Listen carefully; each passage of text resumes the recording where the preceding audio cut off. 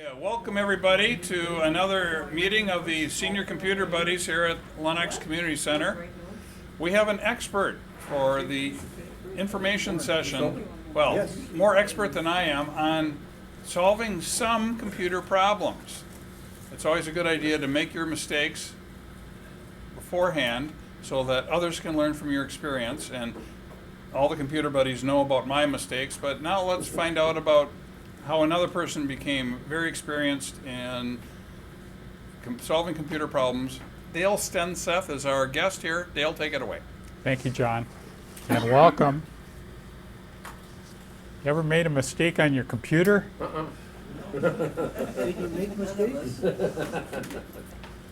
I like to tell myself that when I have made a mistake, I learn from it and don't repeat it. Unfortunately, some of these I have repeated. Three areas that I want to talk about, and the first is beverage spills. Now, most computer training facilities, there's a ban on beverages in the computer area for obvious reasons. I really like to drink coffee at home, and this is empty, so we're not in violation here. And I used to like to have my cup right next to my keyboard. And it is so easy if you're engrossed in what you're doing to just bump that and spill the contents over the keyboard. That's one that I've done more than once. The best solution is to not have a beverage near your computer at all. But next best thing is to keep it farther away. But if you spill water or coffee, or in the worst case, the worst would be a sugar beverage like cola or beer. Beer's okay. The best thing to do, that immediately you should power it down. Now, our computers at home, and my wife asked me about this, if you touch the power button, nothing happens because it wants you to do the software shutdown. Most computers, if you touch the power button and hold it, it will force it to shut down. And then turn that keyboard on end. So the water all runs down to one end. And just let it sit like that so the fluid runs out. And in both cases that I did that to a keyboard, that worked. I let it sit. I made sure the fluid was poured out the bottom of the keyboard. And if you have some spray air or keyboard cleaner, spraying a little of that in there to make sure you get any remaining moisture out of there, that has worked for me. Now, I repeated a variation of that. I spilled coffee on a mouse. And again, I did it twice. And in both cases, the mouse did not survive. Both a regular mouse with a tail and a wireless mouse, they both failed. So I bought another mouse and I bought a spare, just playing it safe, you know. Okay, next topic. All of the modern Windows software operating systems have a user organization.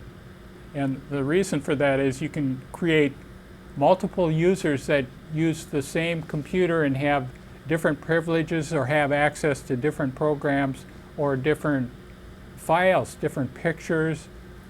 And I had never really done anything with that, but I read an article about using users for better security and safety. So I created 2 new users on our home desktop, and one I gave administrative privileges, that is, that user could do anything on the computer, and the other one did not have administrative privileges. That means it could not do a lot of things on the computer, a lot of more severe things. And the idea was that if you were on the internet with the user that had less privileges and someone on the internet took over your computer, it couldn't get it in as much trouble with the restricted privileges. So that worked fine. went on like that for about a year, and I felt like house cleaning one day, and I went back to the very original user and deleted that. Don't do that.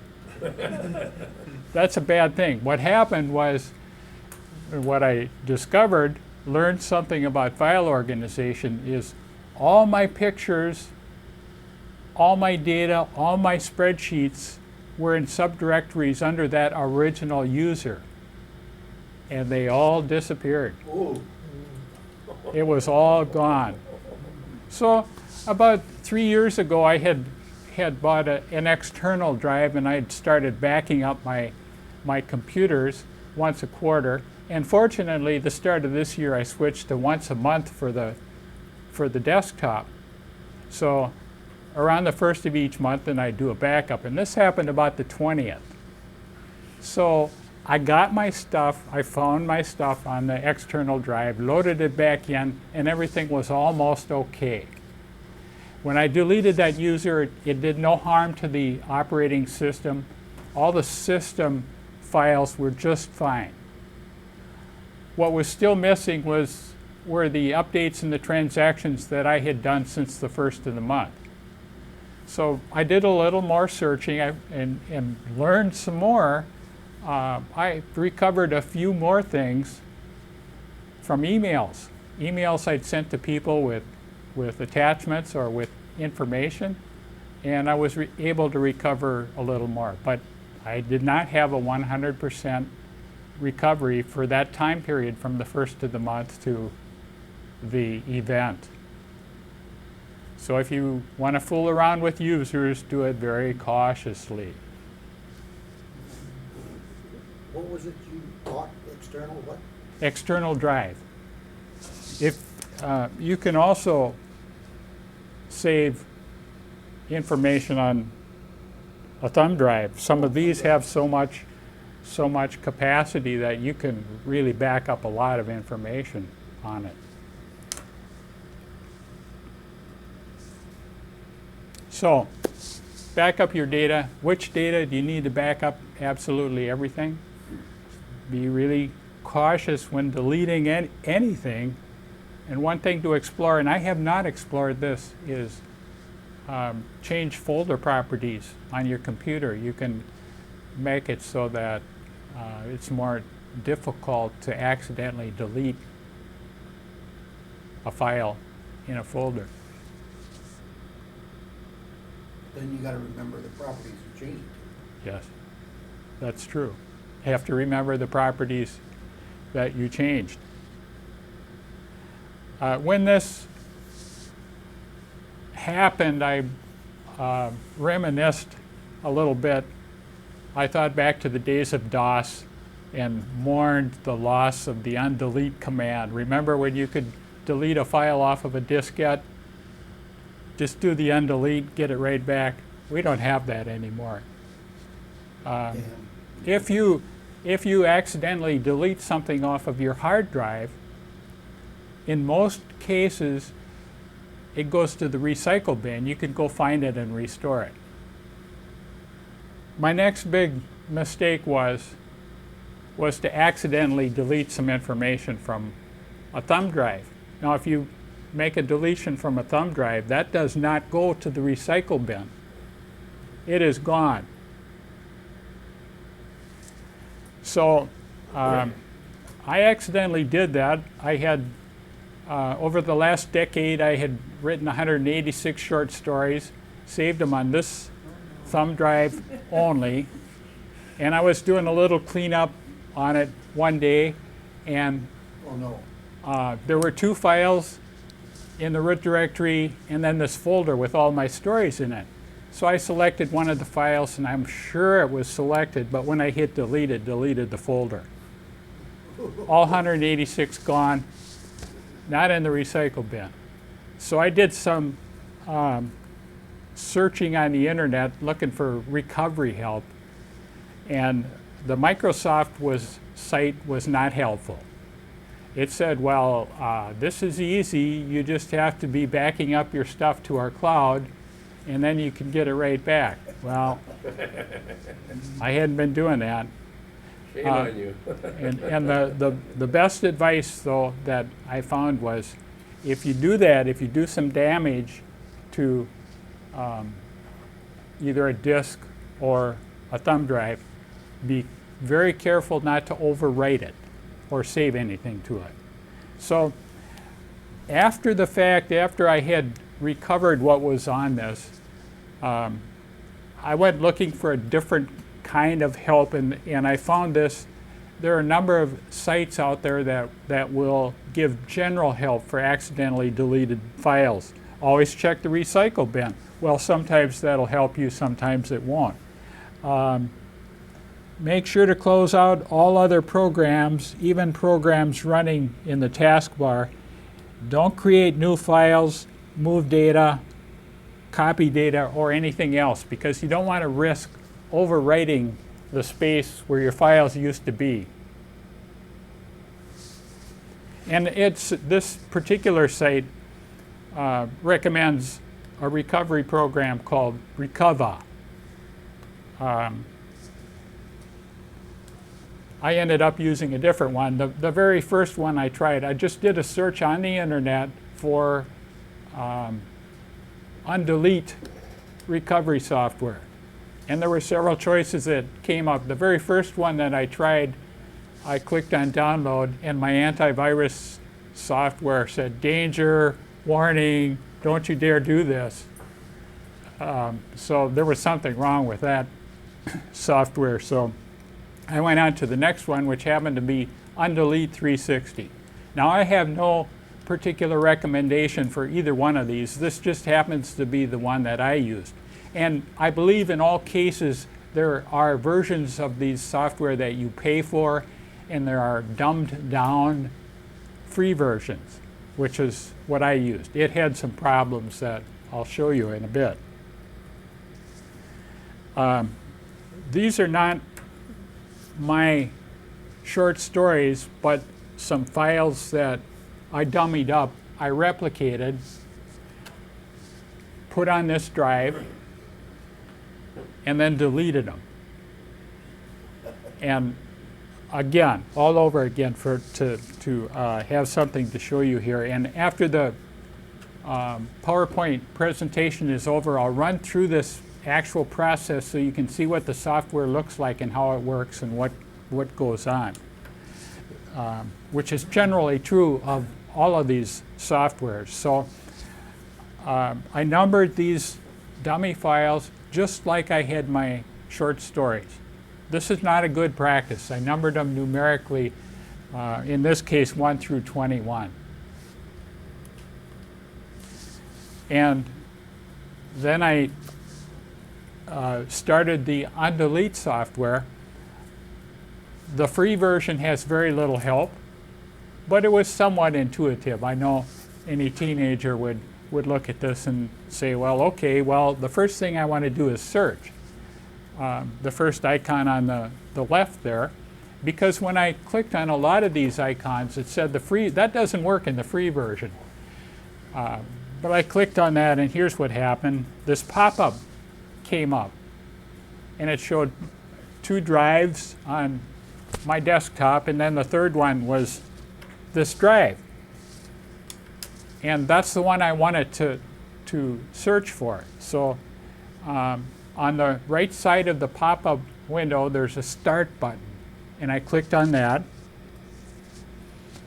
And this screen came up. And on the upper right-hand side, you see the color bar there.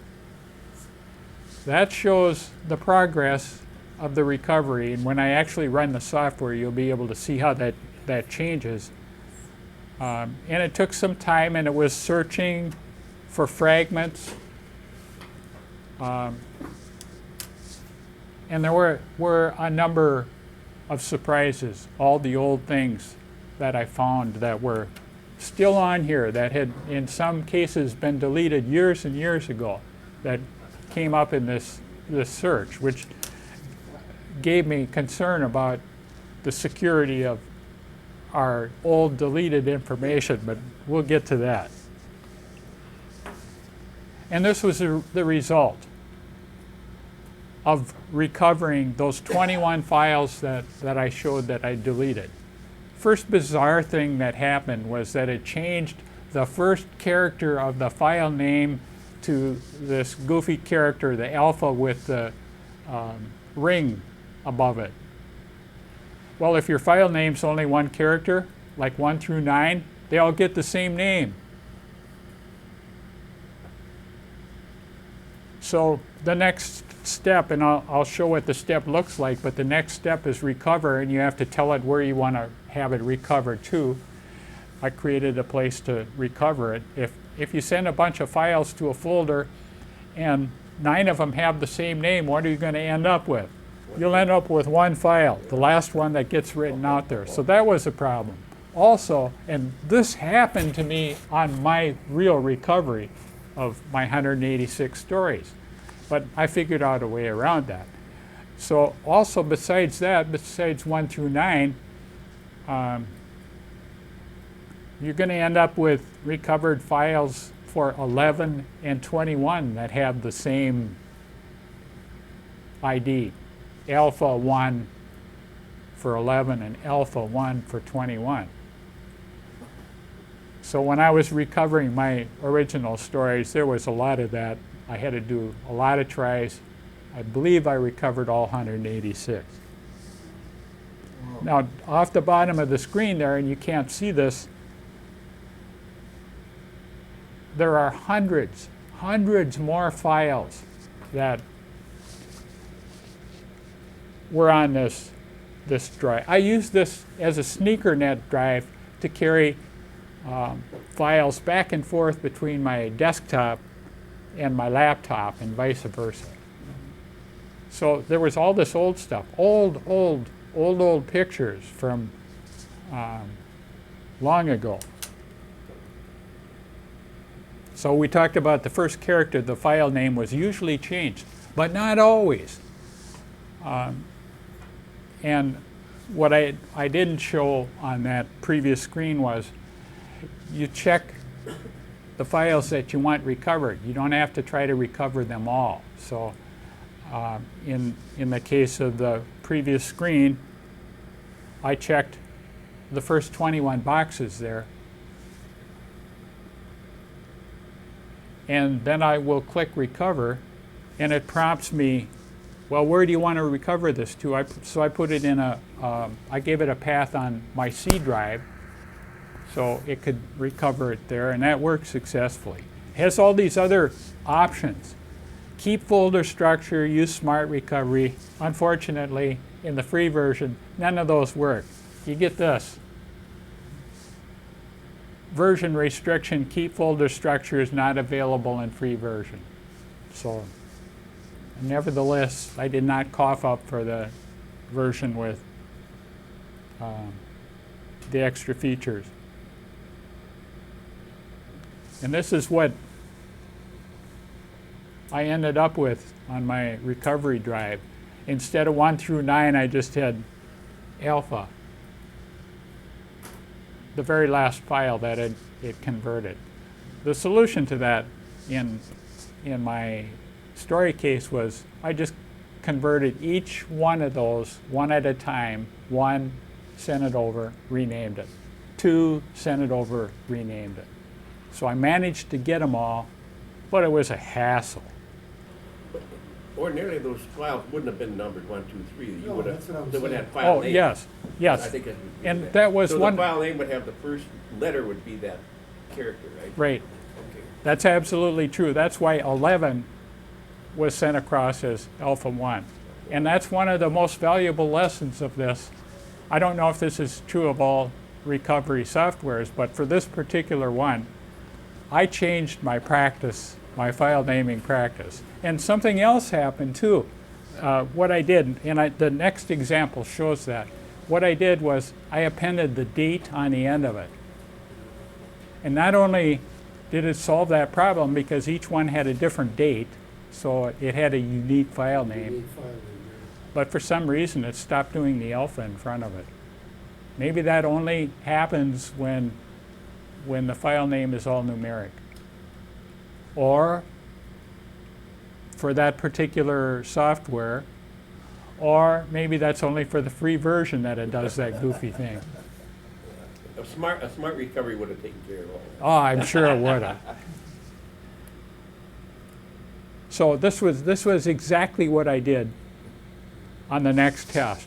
So I created another set of files on here, deleted them, ran the recovery program, and the first 9, it still did the same thing. It gave them all the same name, but because the ones from there on down were each unique,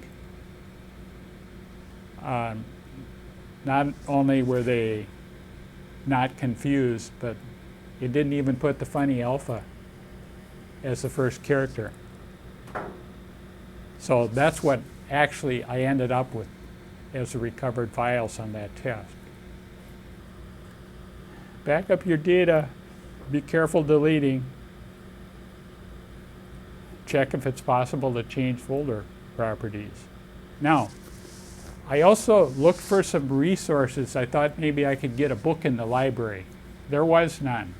On the internet search, the only recent book I found related to this was called Windows Data Recovery, and it had dates of 2012 and 2013. That was available on the internet. It was not available over at the local computer store or the half-price bookstore, so I did not get that. Another source of information I've found helpful in general is the column that will appear in tomorrow's paper, usually in the business section, Steve Alexander's computer help column. And he often advocates this malware bytes software, which I have on both of my computers. It's supposed to find viruses and other problems on your computer that normal antivirus software does not. I've used it a few times. It's never found anything extraordinary for me. So this is Steve Alexander's columns. This particular one is titled Windows 10 Upgrade to Get Pushier. Some of them I cut out and saved, some of them I don't. I've encouraged him to write a book, a collection of some of his columns. I'm sure that they're somewhat timely and go out of date. So I have plugged in my thumb drive that had that last set of data on, and then I deleted it. So looking at the directory for that thumb drive, you can see it looks like there's nothing there. That's misleading. All the information is still there. I don't know if they delete the headers or if the files are encoded so that they don't show up. But it would be like if we wrote information across the whole marker board behind us, and then instead of actually deleting the information, we put a special character in front of it that says, well, this isn't there anymore, even though you can still see it. Does it give you some space, or does it? If it says the file's empty, the space is still available, isn't it? Yes, the comment was, is the space still available? The coding that's changed on it enables it to be overwritten. So that's Use space. space available, even though there's still bits of information there. And that brings us to the point, the cautionary note for me that concerned me the most about this whole process. What do you do about all that old stuff? What do you do if you sell a computer? The last 2 computers, I think I had one 8 years ago and one 12 years ago that I got rid of. I physically removed the hard drive. I took the hard drive apart and physically removed the hard disk from it.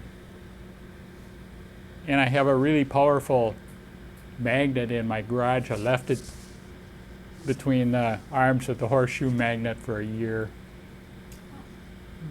And then I hammered it, cut it in pieces with a hacksaw that burned them in the wood stove.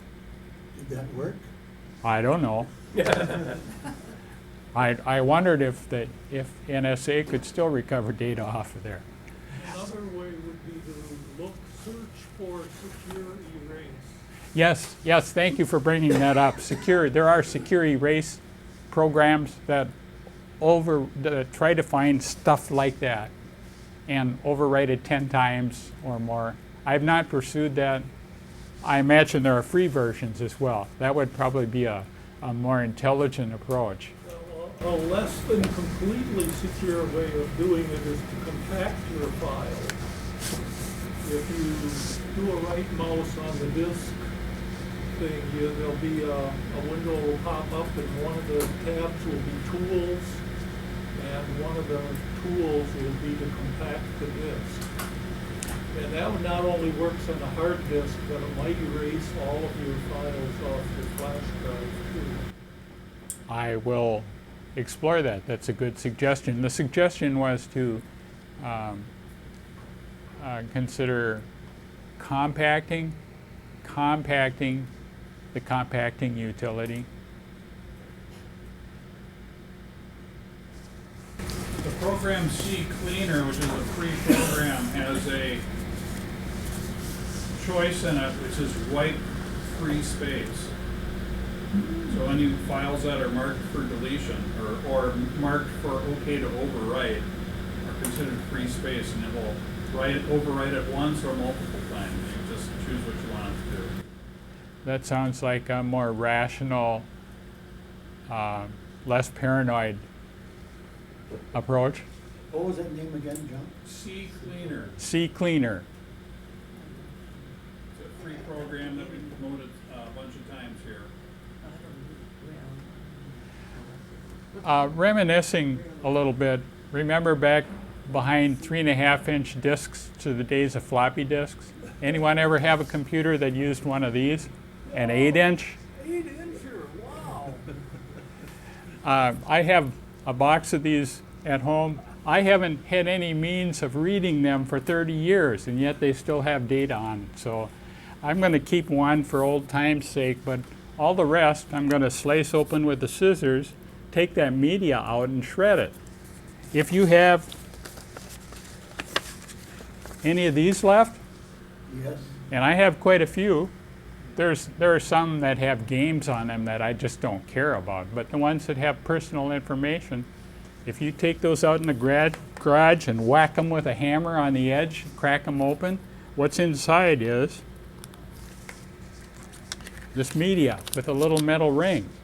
And if you remove the metal ring, you can feed these through your shredder. Don't crack up your DOS games, Dale. Give them to the computer buddies. I'll be glad to do that. Questions?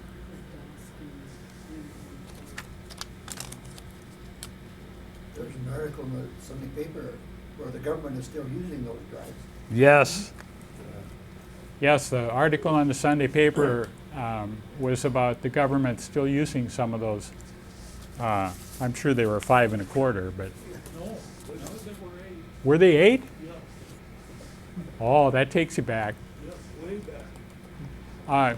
Some of you know that in 2008 and 2009, I went around the world as a passenger on a freighter, and I was quite friendly with the officers and the crew, and the chief engineer gave me a tour of the engineering spaces and showed me all their computer systems. And he said they had systems that ran the ship that was still DOS-based, and if they had a failure, he didn't have the operating system to be able to restore them at sea. Wow. That was a ship from the U.S. Navy, you said? No, it was a German freighter, 2 football fields in length. It was interesting. We got chased by pirates 2 nights in a row, and my wife chose not to go, and I was kind of glad that she didn't. If you've seen the movie Captain Phillips, Our ship was much cleaner, I thought, than that one, but the experience otherwise was similar. The spaces and the experience. When we went through the Red Sea, I noticed I used to walk to the forecastle, the front of the ship every day, weather permitting, and halfway through the Red Sea as we were approaching Somalia, there were fire hoses attached at 3 places along the side that were remotely controlled from the bridge, so they could turn on the water if the rubber rafts were getting too close. That's all I have, John. Can I ask a question on your Sure. recovery, or on your 360, you think that's the best one? I have no recommendation. Oh, I see. That's the only one that I used, and I was able You're to, satisfied with it, yeah. I got my files back. Yeah. How about backing up? What do you use for that? I bought a drive at a computer store. It had a plug-in and a cable, and about 90 gig, 100 gig. To back up to easy? Yeah. So It had a lot of room, and I back up 2 computers to it. what program did you use to back it up? It comes with the program. Oh, it comes with it. Yeah, So when you go in and look for it, what do you call it? an external drive, Just an external drive? right. And look at the package and see that it has backup capabilities, has that backup software. I recommend that, Really? yeah. Well, Dale, thank you for sharing your expertise with us. You certainly know more about the stuff than I do. Or luck, as the case may be.